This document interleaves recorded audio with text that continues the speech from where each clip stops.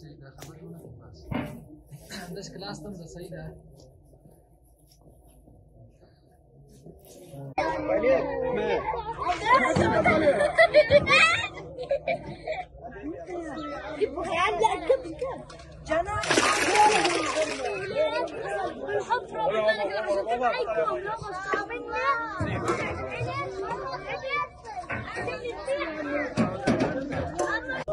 بنجيب لك كيسة حدي مع الحافظ دي بغسل لك اياها بالخطبة.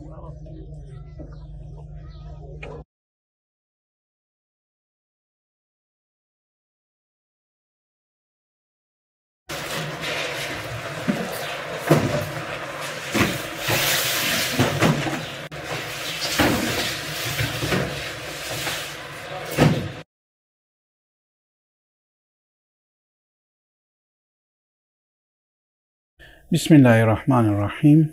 Umut kervanı olarak dolu dolu bir Ramazan ayını geçirdik.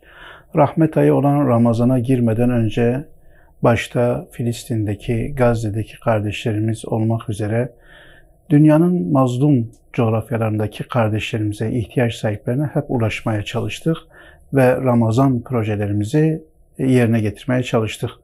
Bu bağlamda özellikle gıda yardımı başta olmak üzere Gazze'de yaşanan açlıktan dolayı kardeşlerimizin Ramazan ayını rahat geçirebilmeleri için hem iftar hem de sahur programları düzenleyerek yüz binlerce kardeşimize bir ay boyunca iftarlar verdik ve yaralarına merhem olmaya çalıştık.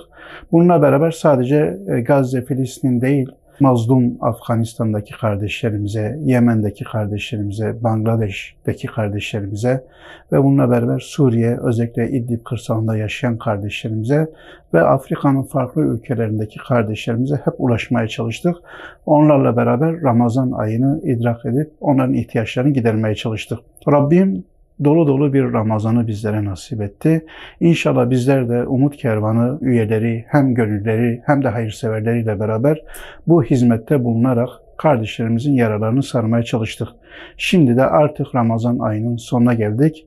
Resulullah Aleyhisselatü Vesselam'ın deyimiyle başı rahmet, ortası mağfiret, sonu cehennemden azat olunan bir ayı geride bıraktık ve inşallah bayramda akıbetimiz bayram olur. Rabbimizin huzurunda onun o engin rahmetine ulaşarak inşallah bayram gibi bir akıbetimiz olur. Ben bu vesileyle tüm İslam ümmetinin, özellikle Gazze'deki kardeşlerimizin bu musibetten kurtulmalarına, özgürlüklerine kavuşmasını Rabbimden niyaz ediyorum. İnşallah tüm dünya mazlumlarına bu bayram hayırlar getirir, bereket getirir, güven ve huzur ortamı getirir. Rabbimize duamız budur.